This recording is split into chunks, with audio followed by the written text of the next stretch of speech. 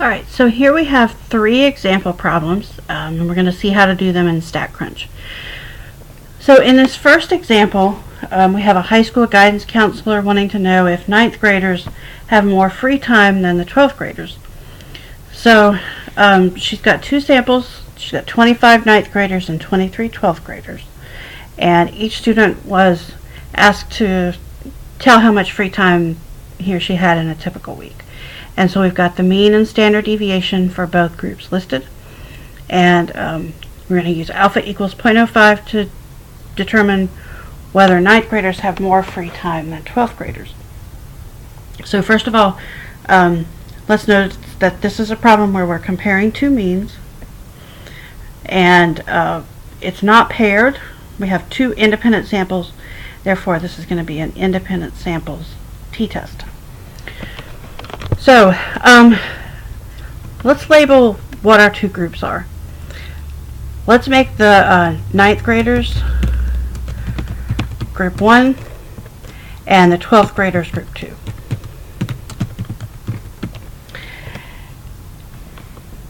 And if we go over to StatCrunch now,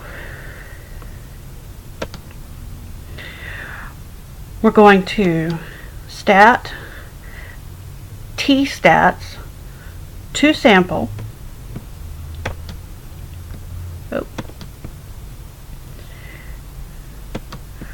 To sample with summary, and it's with summary because we already have our means and standard deviations. We don't have a list of raw data. So for group 1 we had a mean of 25, or a sample size of 25. For group 2 we had 23. Let's go back and look at what the rest of the data said. So the mean for the 9th graders was 29 and it had a standard deviation of 7. So we've got 29, a standard deviation of 7. And then for group 2, for the 12th graders, we've got a mean of 22 with a standard deviation of 6.2. So 22 and 6.2. And remember here, we never want to pool the variances. All right, that's just always a given. We never pool the variances. And what hypothesis test do we want to run? Well, the hypothesis was that the 9th graders have more free time. So we want to know if group 1 is greater than group 2 on average. Okay? And don't worry about the confidence interval stuff. We're not doing those, just the hypothesis tests. Okay, so if we hit compute, these are our results. We'll copy them and paste them over here.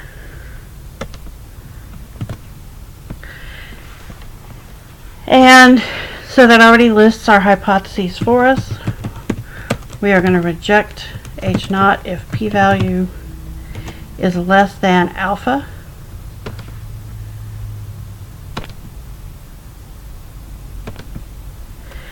Which in this case is actually 0.05. This p-value is less than alpha. The p-value is 0.0003. Therefore, we will reject H0 and say that there is sufficient evidence to conclude that 9th graders have more free time on average than 12th graders. Okay, so that's that first problem. Second problem. Second problem, we have an entomologist with 12 plots of land. 6 of them are treated with a pesticide, and then another 6 are a control group. And at the end of a 2-month period, the number of potato bugs on each plot will be counted, and here's the data. Okay, and we want to test whether the plots that were treated with the pesticide, group 2, have fewer bugs than the control group. Okay, so we'll call the control group group 1, and then we'll call the pesticide group group 2. So we're going to copy our data, go over to StatCrunch and paste it, and you should just have to hit Control V here.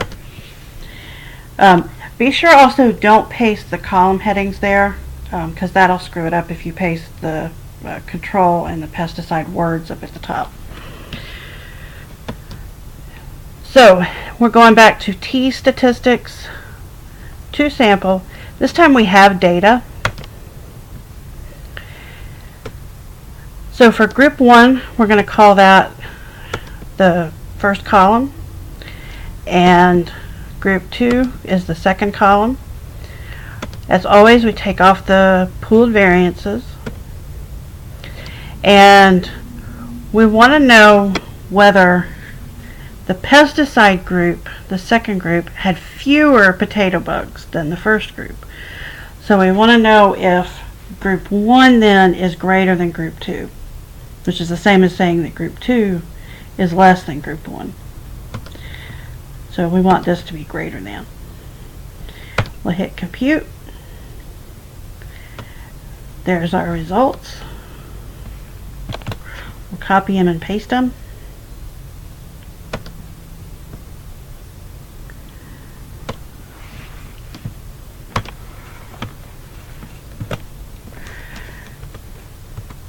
And let's see, what did they tell us for the... Okay, so for 0.05, so we're rejecting H0 if p-value is less than 0.05. In this case, this p-value 0.0726 is not less than 0.05. Therefore, we fail to reject H0. We cannot conclude, or there is insufficient evidence to conclude that the pesticide plots have fewer potato bugs on average than the untreated plots. Alright, so that's all we have to do on that one.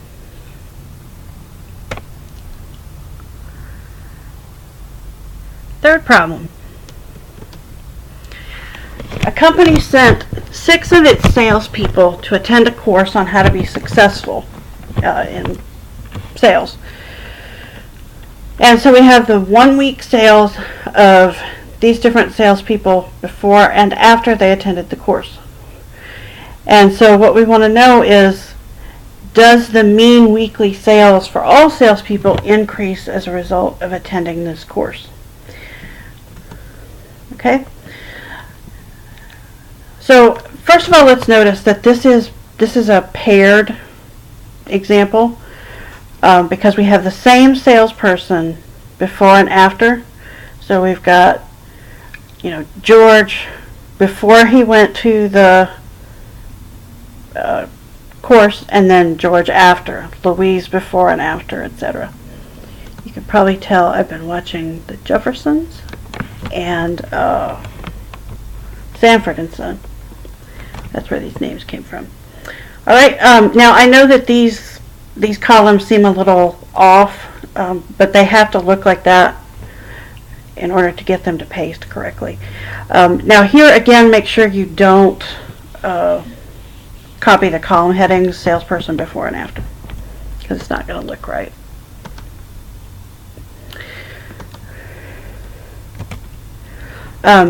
You can delete these columns if you want to, or you don't have to. And there really is no reason to copy these names over except that they were in the data table. Alright, so we've got, there's our data right there. So this time we're going to stat, T-stats. This time we want paired. Sample 1, let's let sample 1 be before, so that's in the 4th column. And then sample 2 will be after. And so we want to save the differences.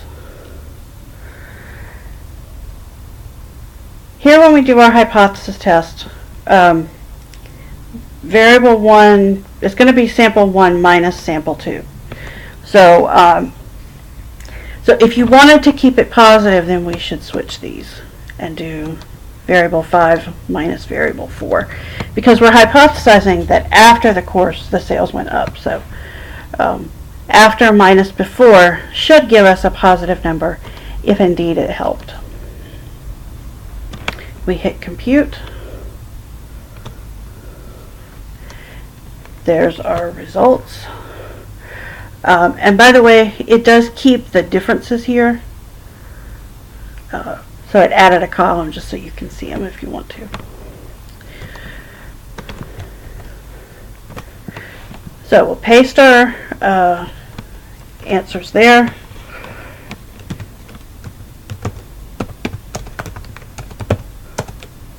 Reject H naught if p-value is less than, I think we used 0.01 this time. So we fail to reject H naught. Oh, actually we reject H naught because so we would reject H naught because 0.0059 is less than 0.01. That means that there is sufficient evidence to conclude that the sales increased after the course. Okay? Alright, so that's all you have to do. And as always, you can ask me any questions you have. Feel free to email me if you have any questions.